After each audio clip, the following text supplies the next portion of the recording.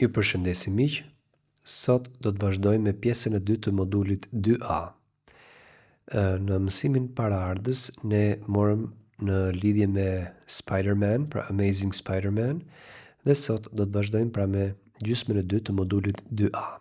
Dhe shohim që kemi një ushtrim i cili ka të bëjë me përdorimin e foljes have, got dhe has got. Kemi bërë goxha mësime sqaruese, por do t'i sqarojmë sërish për t'i kuptuar më mirë pra përdorimet e foljes have dhe has. Atëre, have got dhe has got të dyja janë e njëjta folje, por në vetën e tretë numër 1-s, folja have bëhet has. Pra, nëse do ta zgjedhonim foljen have në të gjitha vetat do të ishte I have got, you have got, he has got, she has got, it has got, we have got, you have got, they have got. Kjo kolonë e parë është forma pohore, pra e foljes kam. I have got, you have got, he has got, she has got, it has got. We have got, you have got, and they have got. Mirë po, me të drejtë, disa për jush apo shumë për jush mund thonë, por pse have got? Sepse unë e kam parë vetëm I have. Dhe shumë e drejtë është, por mund t'ju them që në versionin britanik, ne mund t'a përdorim I have got. Ndërsa, në versionin amerikan apo kanadez, përdorim I have. Atëherë ku është ndryshimi midis dy foljeve, pra, ose më saktë, të njëjtës folje have dhe have got. Për aq kohë sa jemi në formën pohore apo dëftore, nuk ka ndryshim apo nuk ka dallim. Pra, I have got përkthehet un kam, por edhe I have përkthehet un kam. You have got ti ke, edhe you have ti ke.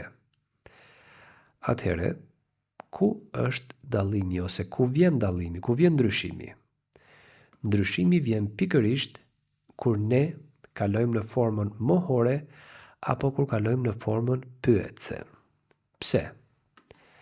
Për këtë do të bëjmë dy shembuj më poshtë. Për shembull, I have a dog dhe I have got a dog. Pra, unë kam një qen, unë kam një qen. Në të dyja rastet ka të njëjtin përkthim. I have a dog, I have got a dog. Por, nëse unë dua ta kaloj në formë mohore apo pyetëse, çfarë ndodh? Gjërat nuk janë më të njëjta. Pse? Kur have qëndron vetëm në fjali, atëherë ajo është folje e plot. Dhe nëse është folje e plot, unë do ta mohoj sipas fjalisë mohore numër 2, e cila formohet, kemi thënë, duke vendosur mohuesen don't pas kryefjalës dhe para foljes së plot. Kryefjala në këtë rast është I. Folja plot është have. I have, un kam. Po në mohore, I don't have, un nuk kam. Pra, I have a dog, I don't have a dog. Po në rastin e fjalisë I have got. Këtu ndryshojnë gjërat. Atëherë duhet kemi parasysh sa herë që folja have shoqërohet nga një folje tjetër, siç është rasti i got, në këtë rast, atëherë folja have automatikisht kalon në folje gjysmëdimëse. Dhe kur kemi marrë llojet e fjalive, pra fjalia pohore, dy mohore dhe dy pyetësit, ne kemi thënë që fjalia mohore numër 1 formohet duke vendosur mohuesen not pas foljes emizar, si edhe pas foljeve gjysmëdimëse. Pra, kur e dëgjojmë termin folje gjysmëdimse, direkt mendojmë për fjalinë mohore numër 1, e cila formohet duke vendosur mohuesen not pas am is are ose pas foljeve gjysmëndimse. Në këtë rast tham që have, kur shoqërohet me folje tjetër pas, kalon në folje gjysmëndimse. Dhe për ta kthyer në mohore, ne mjafton t'i vendosim mohuesen not pas foljes gjysmëndimse apo pas am is are. Mirë po, në përgjithësi, ne nuk e shohim I have not got a dog, por ne e shohim në formën e shkurtuar, të tipit I haven't got a dog. Pra çfarë bëm deri tani? Ne po bëjmë dallimin midis have dhe have got, që kur të plotësojmë ushtrimet, ti kemi të qarta gjërat. Pra edhe një herë të përsërisim. Have dhe have got kanë të njëjtin kuptim. Pra janë në njëjta folje. Have përkthehet kam, have got përkthehet kam. Pra për aq kohë sa ne i përdorim në fjali të thjeshta, dëftore apo pohore, atëherë këto folje nuk ndryshojnë. Por në momentin që ne kalojmë në formë mohore apo pyetse, gjërat ndryshojnë. Pse? Kur have qëndron vetëm në fjali, atëherë ajo është folje e plotë. Por kur have shoqërohet nga një folje tjetër, atëherë ajo automatikisht kalon në folje gjysmëndimse. Dhe kur dëgjojmë termin folje gjysmëndimse, duhet të mendojmë sipas fjalisë mohore numër 1 dhe sipas fjalisë pyetse numër 1. Atëherë, fjalia e parë I have a dog, tham që have është folje e plotë dhe duhet mendojmë sipas fjalisë mohore numër 2, e cila formohej duke vendosur mohuesen don't pas kryefjalës dhe para foljes së plotë. I have, I don't have. Ndërsa fjalia e dytë këtu, I have got a dog, tham që have shoqërohet nga got. Dhe kur shoqërohet nga një folje tjetër, have kalon në folje gjysmëndimse.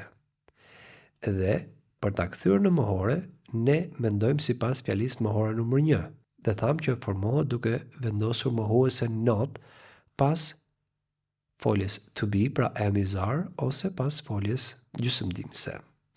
I have got, I haven't got. You have got, you haven't got. He has got, he hasn't got.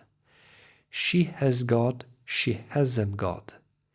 It has got, it hasn't got. We have got, we haven't got. You have got, you haven't got. They have got, they haven't got. Pra kjo është forma mohore e rastit kur have shoqërohet nga një folje tjetër, pra kur have është folje gjysmëndimse. Pra dhe njëherë, I have a dog, I don't have a dog. I have got a dog, I haven't got a dog. Dhe këtu, në kolonën e dytë, kemi të gjithë vetat, pra për mënyrën se si mohojmë. Po nëse ne duam të bëjmë ose duam ta kthejmë këtë fjali në formë pyetse. I have a dog dhe I have got a dog. A ka ndryshim? Sigurisht që ka. Pra, kur have qëndron vetëm në fjali, tham që është folje e plotë. Dhe për ta kthyer në formë pyetse, ne do të veprojmë sipas fjalisë pyetse numër 2, që tham fjalia pyetse numër 2 formohet duke vendosur foljen gjysmëndimse do në krye të fjalisë dhe del fjalia Do I have a dog? Pra un kam një qen. Do I have a dog? A kam unë një qen? Po fjalia e dytë I have got a dog. A mund ta mohojmë duke vendosur do? Në fakt jo. Pse? Sepse tham që kur have shoqërohet nga një folje tjetër, pas pra, atëherë have kalon në folje gjysmëndimse. Dhe kur dëgjojmë termin folje gjysmëndimse, ne veprojmë sipas fjalisë pyetse numër 1, e cila formohet duke nxjerrë foljen am is are ose foljen gjysmëdimse në krye të fjalisë. Pra, I have got. Po në pyetse, have I got? A kam unë? You have got. Ti ke. Po në pyetse, have you got? A ke ti? He has got. A I ka. Po në pyetse, has he got? A ka ai? She has got. Ajo ka. Po në pyetse, has she got? A ka ajo? It has got. Tham që it përdoret për sendet dhe për kafshët. It has got. A I ka. Po në pyetse, has it got? A ka ai? Pra, çfarë bëjmë? Thjesht nxjerrim foljen gjysmëdimse, have apo has në kryet fjalisë. We have got. Ne kemi. Në pyetse, have we got? A kemi ne? You have got. Ju keni. Në pyetse, have you got? A keni ju? They have got. Ata kanë. Po në pyetse, have they got? A kanë ata? Atëherë kemi fjalin I have got a dog. Unë kam një qen. Në pyetse, mjafton që have ta marrim nga këtu pas kryefjalës dhe çojmë para kryefjalës. Dhe bëhet have I got a dog? A kam unë një qen? Pra ky është dallimi midis I have dhe I have got. Zakonisht në librat britanik, pra versionin britanik, përdoret have got. Por nuk është gabim të përdorim dhe have. Pra në Amerikë përdoret have, në Britani have got më së shumti. Gjithmonë flas në për libra, pra në gjuhën standarde. Pra ky është dallimi, ky është ndryshimi. Për të qenë më transparent, tregojmë dhe tabelën me I don't have, pra unë nuk kam. I have, unë kam. You have, ju keni. He has, ai ka. She has, ajo ka. It has, ai ose ajo ka, që i referohemi vetës së tretë numri njëjës, për sendet dhe për kafshët. Ndërsa he vetëm për njerëzit, she vetëm për njerëzit, pra he, ai, she, ajo. Dhe të dyja këto janë për njerëzit, ndërsa it përfshin çdo gjë tjetër që nuk është njeri. Kalojmë më pas tek we have, ne kemi. You have, ju keni. They have, ata ose ato kanë. Nëse ne duam ta kthejmë në formë mohore, si tham, shohim nëse have qëndron vetëm në fjali apo është shoqëruar me një folje tjetër. Kur have qëndron vetëm në fjali, atëherë ne do të veprojmë sipas fjalisë mohore numër 2, e cila formohet duke vendosur mohuesën dond pas kryefjalës dhe para foljes së plotë. I have. I don't have. Unë nuk kam. You don't have. Ti nuk ke. He doesn't have. Ai nuk ka. She doesn't have. Ajo nuk ka. It doesn't have. Ai ose ajo për sendet dhe për kafshët. Pra nuk ka. We don't have. Ne nuk kemi. You don't have. Ju nuk keni. They don't have. Ata nuk kanë. Vëmre që në veten e tretë numër njëjës, he, she dhe it, don't bëhet doesn't. Pra e kemi përmendur kur kemi shpjeguar mësimin e parë të këtij libri pra për veten e tretë numër njëjës. Dhe gjithashtu kemi thënë sa herë që fjalia ka do, does, don't, doesn't, folja plot nuk ndryshon. Pra në të gjitha vetat është po have. Flasim për fjalin mohore dhe për fjalin pyetse. Atëherë, po në formën pyetse, si themi? Këtu ne veprojmë sipas fjalisë pyetse numër 2, e cila formohet duke vendosur foljen gjysmëdimse do në kryet fjalisë. I have. Në pyetse, do I have? A kam unë? Do you have? A keni ju? Does he have? A ka ai? Does she have? A ka ajo? Does it have? A ka ai ose ajo për sendet dhe për kafshët? Do we have? A kemi ne? Do you have? A keni ju? Dhe do they have? A kanë ata ose ato? Atëherë, mos harrojmë me atë që pyesim, me atë përgjigjemi. Do you have a book? Yes, you do. No, you don't. Does he have a book? Yes, he does. No, he doesn't. Do they have a house? Yes, they do. No, they don't. Tani kalojmë tek libri sërish. Atëherë këtu libri na ka dhënë 4 kutia. Pra, e para është affirmative, që është forma pohore e foljes have. E dyta është negative, që është forma mohore. Interrogative, forma pyetëse, dhe short answers, përgjigjet e shkurtra që japim ne. Kemi disa fjali, pra kemi 5 fjali, dhe ne na duhet plotësojmë have, got ose has got. Fred Flintstone, a big nose. Fred Flintstone, një hund të madhe. Atëherë shtrohet pyetja, çfarë do të përdorun? Have got apo has got? Unë gjithmonë do të bëj pyetje për të gjetur kryefjalën dhe për të gjetur se çfarë vete është kryefjala. Kush Fred Flintstone? Kush ai? He. He. Çfarë merr pas? Have got apo has got? Po ta zgjedhojmë themi I have got, you have got, he has got, she has got, it has got. Pra kur është he, she dhe it, ne përdorim has got. Pra në këtë rast, Fred Flintstone has got a big nose. E dyta, Mickey Mouse and Goofy. Hapësirë, big ears.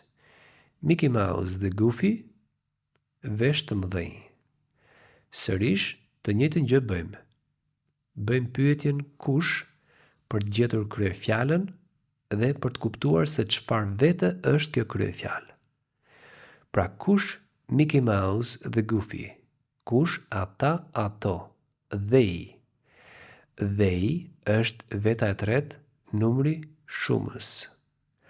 I have got, you have got, he, she, it has got, we have got, you have got, and they have got.